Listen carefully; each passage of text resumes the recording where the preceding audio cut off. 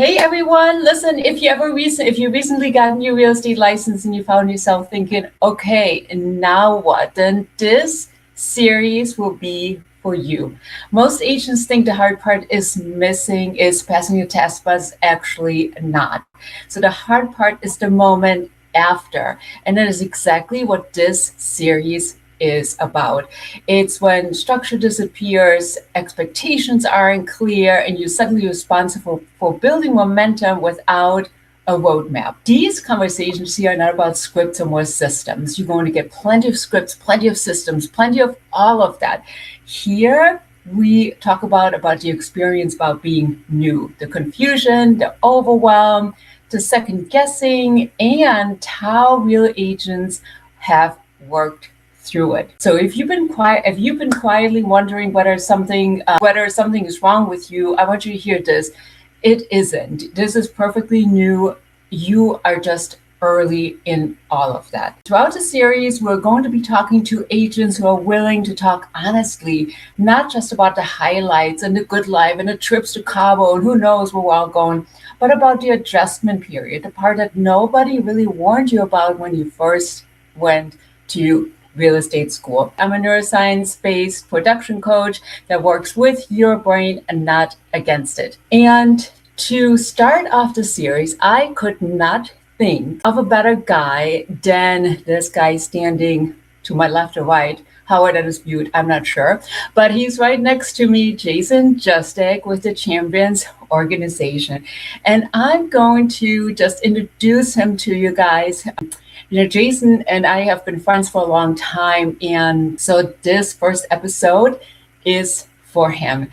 So Jason is a builder of people, not just businesses. Early in his career, he made a defining decision to walk away from a traditional team model that looked successful on paper but lacked alignment, energy, and purpose. That moment of clarity became the foundation for something far more powerful. Today, Jason is the co-founder and leader of one of the fastest growing organizations within EXP, a top 1% sponsor globally, and a champion of more than 70 agents across multiple states and countries. How awesome is that? Yet, what truly sets him apart is how he leads with so much integrity, generosity, and an unwavering commitment to people. Jason is an all-around exceptional human being, a true go-giver, a cultural builder, and a champion of others. His leadership is grounded in family, purpose, and the belief that when people are supported and aligned, success naturally follows.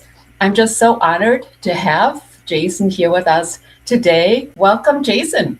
Yay, awesome, Birgit. It's so great to be here and so excited for this moment for you and the rest of the EXP agents around the world.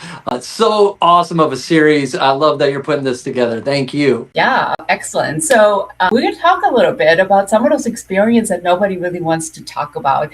And so thank you so much for being part of this conversation. I know you're right a little bit closer because, again, you and I are friends.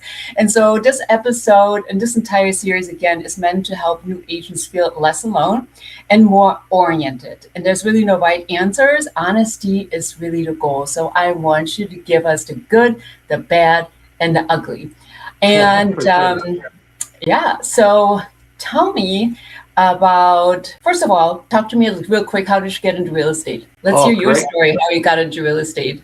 Great question. So, real estate was interesting for me. I actually came from the hospitality industry, and you named the job, I did it. It was a passion of mine to just do well in the hospitality side, and I did. I loved it. Then, as my wife and I got married and we started talking about kids, I realized hospitality wasn't for me. And it was, the longer hours, the demand. It was just a little bit not family conducive. So before I could make my exit out, God had a plan for me and kind of put it in the owner's hands. And I ended up getting fired from a position as a general manager that I had.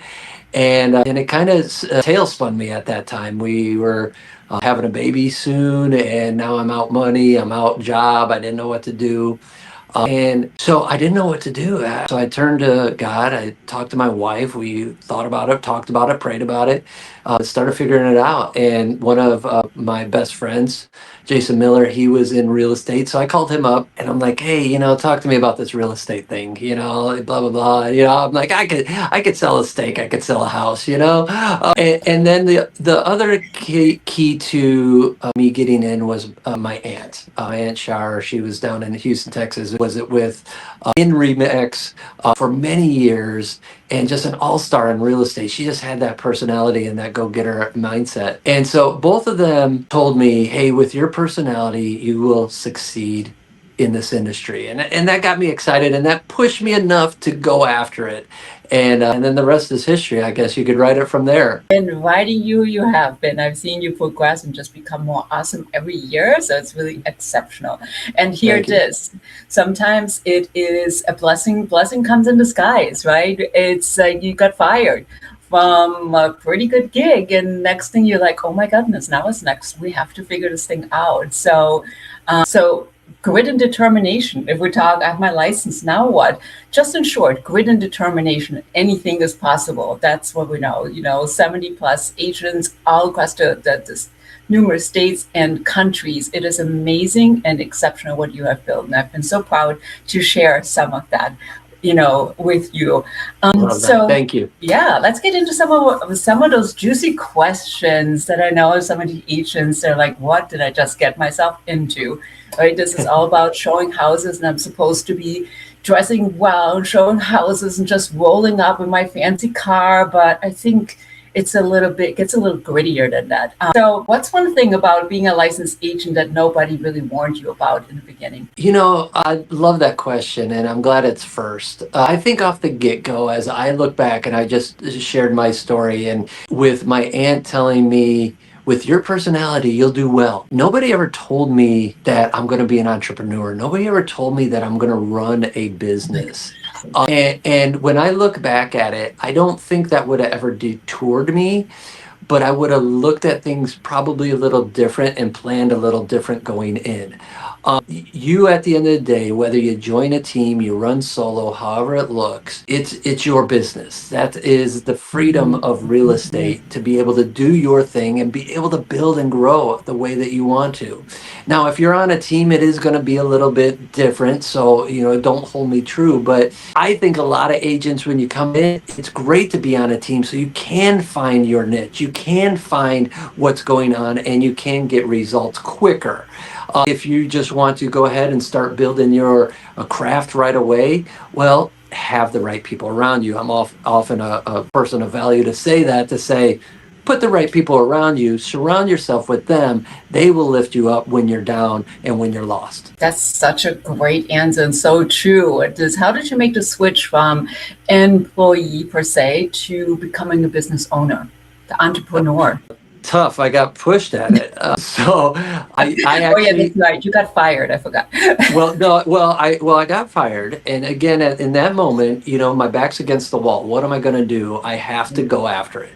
Sometimes when you're painted into a corner, you've got to figure things out in life, right? And sometimes that's a good thing. So even when it's a negative, like getting fired, you come off and you find the positive of it, and you push forward and say, hey, I've got nothing to lose. I'm going to go and give it my all. And what happens? You get success. So it's awesome. So it all ties together. I think I totally agree. It's just a recognition. In business, we're both employee and employer. We are the one who maps out that next trip to Cabo and visualizes and visionary, but then we also have to do the work. I think that's truly sometimes the biggest disconnect from one to the other. Yeah. It's like, oh yeah, I have to do the work, and I don't really like to do this work all the time. Yeah, but that's what it means, right?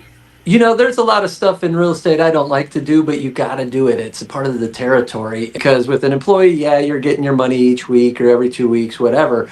But if you budget properly and break down what your income is, and you want to put a vacation fund and a 401k for the kids and XYZ, that's when it starts becoming better in business, because now you have something to build on each one of those levels, and it takes you to higher levels, and now you're making more money. You're going on bigger vacations. You're saving for the kids. You're doing all this stuff that is a huge difference.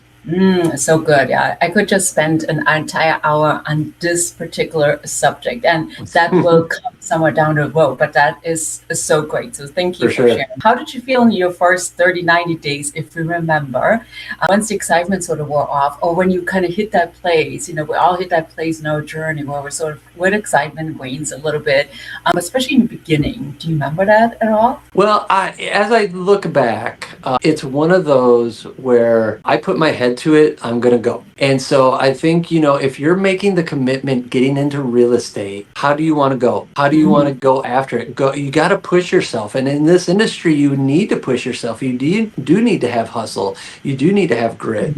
And that's the biggest thing. And so when I think back, it was just go. And, yeah, I was excited, I was nervous, but again, I had to make this happen. And you know what? I didn't right away. And it was hard, but I also opened up to my wife and said, "Hey, I don't have anything coming on." She knew it. I took on a waiting tables gig on the side just to make some extra money.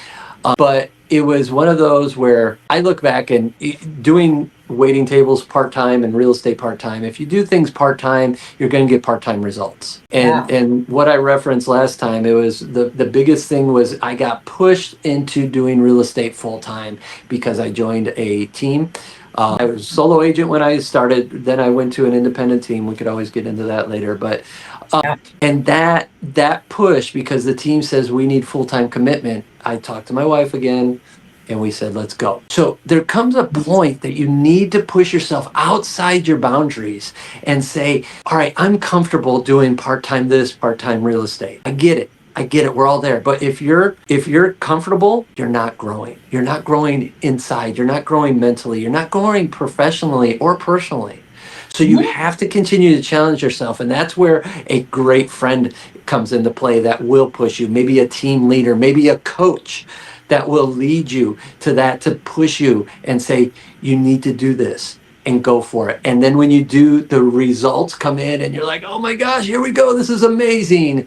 And it keeps flourishing. Yeah, I mean, all of that. And yes, there's so much grit. And sometimes when you pull that safety net out and it's like, I have to go, it is like, this is when the rubber hits the road and was like, it's go time. I have no safety net. And here you are in a position, you have a young family and they're all looking to you and say, okay, it's time for me to make something happen. And for you, it really clicked and you stepped right into it and you started to make it happen. And then also with that combination of being on a team, and that team mentality can be different. And again, that's another whole other spin-off that we'll do somewhere along the line. It just brings something different to the table than being a solo agent, because you are there now for other people and they're looking at you to bring something to the table for them. Different idea. Yes. And as you just kind of repeated or reiterated that, excuse me, I was thinking, and I was like, man, I really didn't have fear. And, so that's why, and I know fear is out there for some people too. So if you have that, how can you kick it? How can you trust people around you? How can you surround yourself with the right people? I'm going to reiterate that, because that's so huge, because who's going to help push you? Somebody you trust, somebody that you love. Cool, let us help.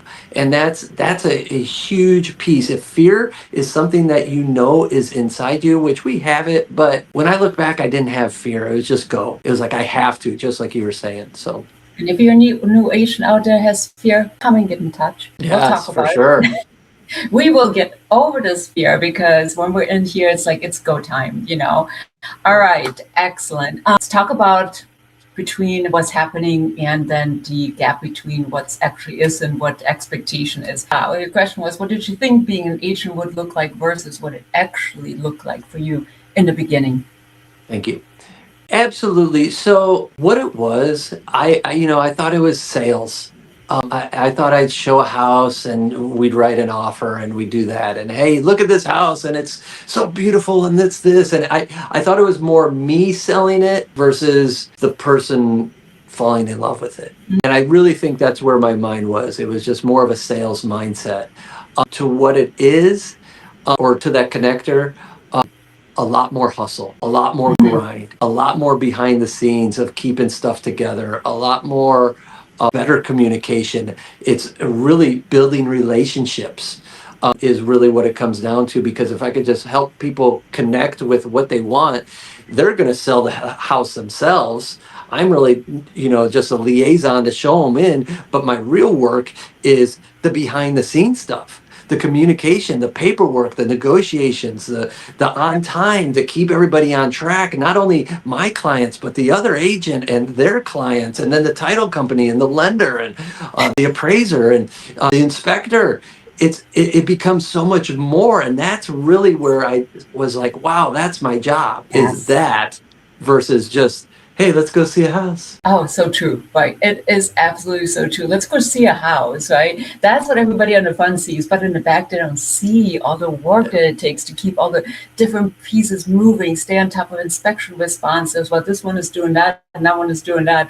And there is just so much, to it. So there's a difference. So what would you say to an agent right now that says, Jason, I can't show any houses because my car is kind of junky and I just don't want to be seen that way. Okay, I'm glad that you ended that way. If you don't want to be seen that way, get over it. All right, nobody's going to care. Nobody's going to judge you. All right, people. Again, this is a relationship business. People are going to fall in love with you, and so that's one of the things that we coach and talk about is be yourself. Talk to your sphere. They already know and like you, probably love you.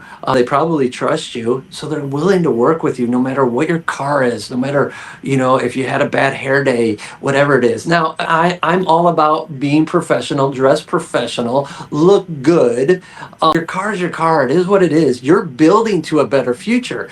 And I'll leave you with this on this segment here. If they are out there ridiculing or questioning you about the car that you drive, do you really want to work with that person? I wouldn't. That's when you want to say no to that client and move on to somebody that you're going to get along with, that you're going to love on, that they're going to love back on you, and you're going to work this deal properly. Right. Exactly. Yeah. The selling sunset doesn't exist on Main Street, as we say. That is just, it's a whole nother level, And so go out there, take your car, whatever it looks like, and take it and make it happen and let that fuel you. And if you want something better because you see something better, but this is where you're at, take where you're at, but let it drive you to build something, better. Oh, awesome. Love this conversation so much. Was there a point where you questioned whether you were actually cut out for real estate? No. Okay. That was good. No. I love that answer. No, there wasn't. I guess I always look, when I put my mind to something, I'm going to go and do the best I can, and I'm going to reach the levels I want to reach. And so, yeah, I don't question myself with self-doubt. I love what I do. I made the decision to go this direction for our family, and it's great. And now, it keeps on opening doors, especially with a brokerage like this, where that's exciting because now I don't know what's next in the future. So I could never have any regrets or anything like that. I love that. So let's have a secondary one question off of that one, pivot question of what do you say to the agent that are really sitting there right now? They maybe just gotten a license, maybe even within the last year, and they're like, I don't know. Just don't know if I'm cut out for this. What I would challenge for the first question I would ask is, why did you take the test? Why did you spend time studying, learning real estate, taking the test, hopefully passing the test, but yet not picking a brokerage and going? So why did you invest in that time and the money, first off? So if you said, hey, I wanted it for my family, I wanted it for a change in my life, I wanted to run a business, what have you, then that comes into a different conversation then. What does it mean for you? And again, we've got to dive into that to say, get up and go do it. You have to hustle in this business. I've been in it for over 10 years and I still hustle. That's true. And even our leaders, you're an amazing coach, you're hustling. Our leaders, even Glenn Sanford, he's hustling. He's not selling real estate, but he's hustling in a whole different perspective, So it's things like that. You never want to hustle. And if you're going to let go of your hustle, then your business is going to suffer. So how do we help you figure out that next step? You've got to jump and you've got to go. and you've got to make it happen. The things you work on today in real estate, you're going to get results in 90 days. Yes. So work on it hard and then say, all right, I'm not getting paid for maybe 3 months. All right, be okay with that. And again, have the right people around you so we could help support and lift you up and work through the objections. That's a whole Mhm. thing too, is when people Yes. start saying no and hanging up on you and forget it and, oh, I'm fine where I live and all this stuff. That's a whole nother thing. But you've got to go. You pass that test, push yourself for the next level. That is so awesome. It makes me think when you said about objection, is it an armadillo? What's the skin we need? Like we need to become like an armadillo, Rhino, a rhino. rhino, or a porcupine. Yeah, both of those. So Yeah. it's like it has to be thick and it has to just be able to bounce off, and that's that sort of the skin that we have to develop to be in this game because there's a lot of no comings in between. Like we're collectors of no's. That's how I liken it. No matter how Yep. you hustle, no matter what, if you Glenn Sanford hustling, Jason Justak hustling, Coach B hustling, we are collectors of no in so many ways to Yep. get to that yes. That's the Love it. carrot. Where's that next yes? And I don't know about you, but that's what drives me. It's like, where's that next yes? I'm going to do another call because you never know if that's going to be the next yes. So Yep. do one more thing and ask. I think you said, surround yourself with good people and all of that, but also be willing to ask. How many times do we encounter agents that are not reaching out to the leadership level or they're not reaching out to people? It's like we all have been somewhere, started somewhere, and asking for help will get you so many answers to either reinvigorate you, inspire you, motivate you, or actually bring something tangible to the table that you can work with. Yep. I think ask for help is definitely one of the number one. I don't know if we call it a trait, but it's definitely one of those number one ideas to develop and being okay to ask for help. It's not Totally a, agree. it's not, yeah, it's not a, can't think of that word either, so cut that out too. Yeah. All right. Your ego is not your amigo. I So like let go of the ego stuff, and you could get through this. Ask for help and go next level. Thank you for that. Absolutely. Let's talk about overwhelm. Let's go. We have to bring you way back early on. What did you feel, if you can recall, what felt most overwhelming? Was it time, decisions, fear of bothering people? We hear that so often. Lack of clarity, perhaps, or something else. I think it was at my very beginning. I think it was lack of support Mm. and direction. I knew the gist of what I needed to do, but I didn't know how to go about it. And so, yeah, and there wasn't anybody to turn to. So, every time I looked around the office and I'm like, oh, there's nobody here. And I go try to talk to somebody and they're speeding by. It just, I think that was it. And so I just had to kind of persevere through that and say, all right, let me figure this out. Let me see what's going on. So, I went door knocking. My daughter was about 3 or 4 years old at that time. So I took her with me and I'd knock on the door and she'd give the business card. Because I'm like, nobody's going to turn away whatever a 4-year-old's giving you. So, and if you are, then again, do I want to Okay, work with you? that's it, So, yeah. agents. That's the thing. You take your So, kid or borrow a kid, and that's how you do your door knocking right there. you're right. Yes, it was good. But it was, I think that was really that key point right there to your question. Yeah. Okay, that's awesome. Thank you for sharing that. And beginning, I think there's so many things coming at agents, so many things, especially when they're brand new. So if we go back to, I have my license now. What? Whew, there's a lot of stuff coming at you, and I think right there, even at their juncture, overwhelm can quickly come in and say, "Whoa, what did I just get myself into?" Yep. And then trying to structurally break that down so you can get through all the bits and pieces. Absolutely. And I mean, like you said, I've got my license now. What? Get a playbook put together. Mhm. Again, with coaches, make sure the management teams, they're supportive, especially here in EXP. That's what the things that we're doing.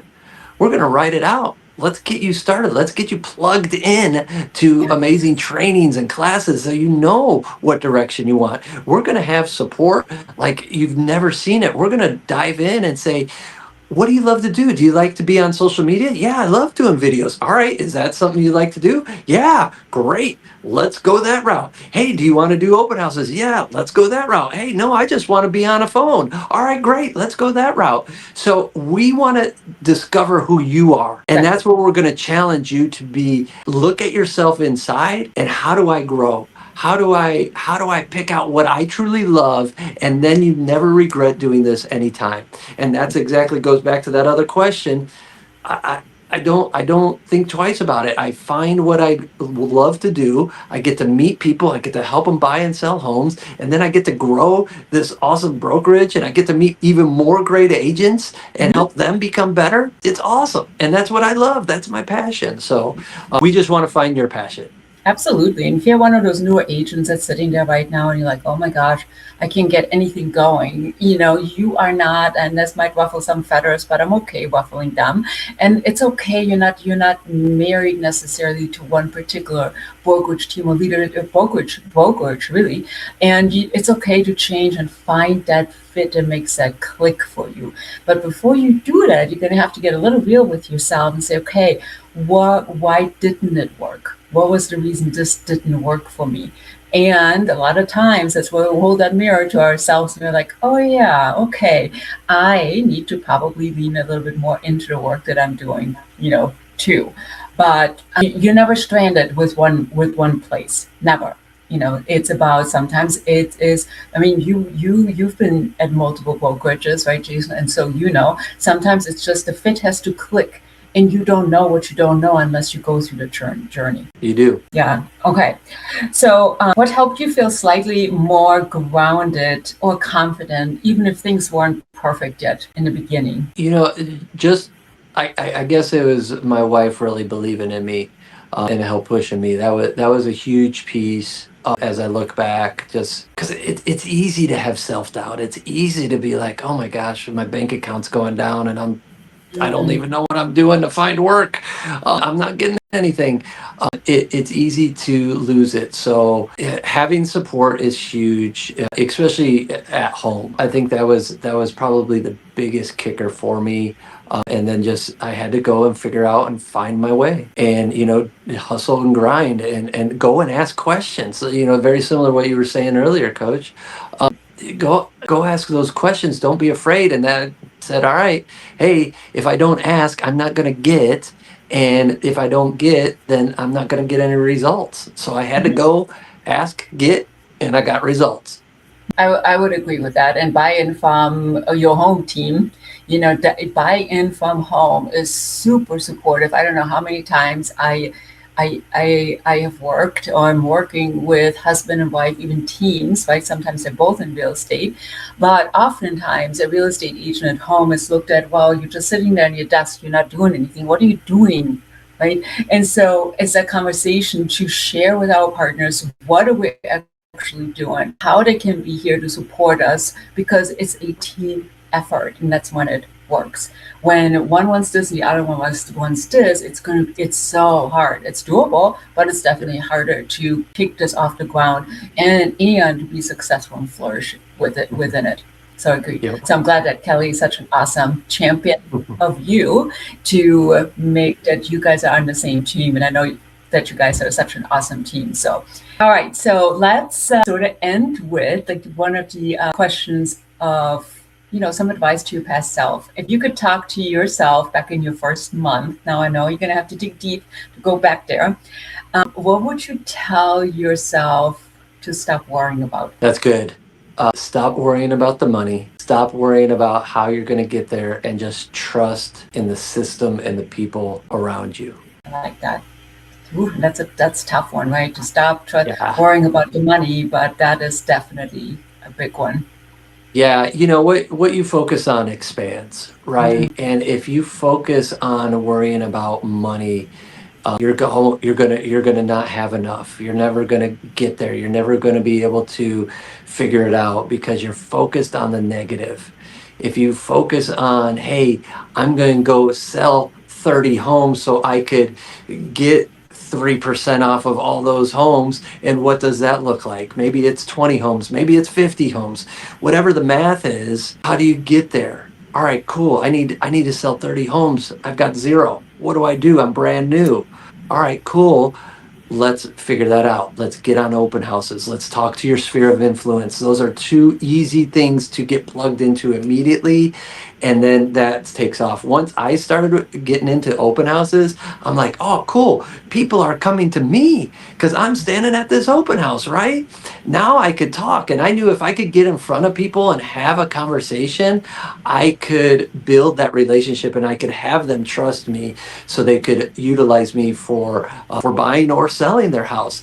And that's what just Mhm. happened. So that's you have to be focused on the good, focus on the positive, Mhm. and push away those negatives. I know it's very hard to do. It's easier said than done, but that's again why we're going to be here to support each and every one of you to do those things. And that's why we have this leadership team. This is why we have all these 70 hours of training each week. That's why we have these series like a fast cap cohort that is getting results in 6 weeks, because we want So you to, awesome. yeah, get away from that negative thought pattern and focus on what is available and capable of. You're capable of so much. We just need to help push you in that direction and get away from that. I would totally agree. And, it's just like I said in the beginning, I come to real estate coaching a little bit of a different way. I want agents, I want people in general just to see what's mostly here, how we can work with our brain and not against our brain to actually make that happen, to stay on the other side of when you all you're thinking about is oh my gosh, the money, my bank account, the money. So we can manage that so we can actually go on the other side and move forward. And then you choose activities, just like you're saying, like open houses. I don't have to bring anything to an open house. So it's high energy, low money. If we don't have the money to spend or we don't want to spend it, then it's high energy, low cost, high energy. What do you need for an open house? Nothing really. You need a business card. That is probably the basic stable that you should have. Everything else is extra. Is it nice to have some cookies and some other things around? Sure. Is it necessary? No. So don't get caught up in the beginning about the things that you should or shouldn't have when you do certain things. Door knocking doesn't cost you a thing. I spent not an afternoon, it was a whole day, but we knocked over 700 houses in the neighborhood, 700.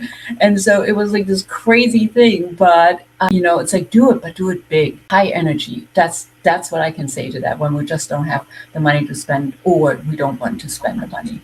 Yep. So awesome. I love this conversation. So I think what we're seeing here is licensing really gives us permission and usually not much direction, right? I have my license, now what? Gives us permission. We now have permission to, well, finish that sentence, but we don't have the direction. So it's for us to seek out or surround yourself, allow ourselves mostly get exposed to the people that might click, that help us to go into the right direction that we want. And oftentimes when we're new, we don't know what that is yet because we're so new in the business and we just don't know. So go out. You're not going to make it happen in your home office. You're not going to make it happen in your actual office if you have one and with the door closed. It's just not going to happen there. You have to be out and surround yourself with people, right? Confusion is usually a signal of transition, not that you're incompetent. A lot of confusion, a lot of overwhelm coming in. So you're not incompetent. You just don't know what to do yet, and that's okay. You're back being a baby. A baby has to learn how to walk, and so you have to walk within that. You might be an expert. You come from GM level, right, in hospitality. GM level or somewhere in there, right? And so you are pretty much an expert when it comes to that. And then you come to real estate and you go back to knowing basically nothing. And so you have to allow yourself also to be a beginner in this. And most early time management problems, I can't say enough, is just usually overload and decision. Don't worry so much. Pick something, go for it, track it so you can actually figure out what's working and what's not. But you can't do that unless you measure it. So that's the other thing. So, Jason, if you're new here and you're watching this for the first time or 10 years from now, here's your what would you recommend for a new agent to focus on for the next 7 days as far as activity? Take your cell phone and start calling the letter A and go down your phone and call everybody. Hey, I just got into real estate. I'm excited for the year ahead. I've got a lofty goal of X homes, 10 homes, 20 homes, 50 homes, and I need your help. Who do you know that's looking to buy or sell a house in the next 12 months? And they'll say, oh, I don't know. That's okay. Can I count on you to be my advocate? So when you hear people talking about buying and selling, that you drop my name? Yes, absolutely. Great. Thank you for that. I'm going to follow up with you probably in the next couple months, maybe once a quarter, to see where you're at and see if you've met anybody new. Are you open to that? Yes, we are. Great. Thank you. Just that easy. Strike that. Your cell phone is your first database. You've got the names. These people know you. Start calling them. Let them know that you are now in real estate. You have big, ginormous, enormous, I don't even know another word, goals that you have to obtain. You have to say, listen, I can't do anything else. I want this. I need your help.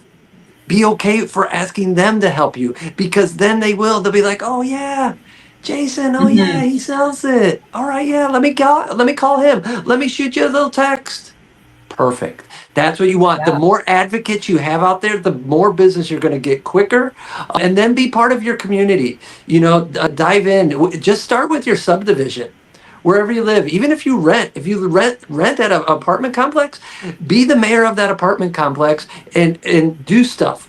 Get to know people. See when the clubhouse is doing a meet and greet or something, or see what you can do. Again, be a baller on a budget. You don't have to go and flip the bill. And if you do start talking about money, well, that's where we want to start looking at maybe a lender partnership. Hey, does that work?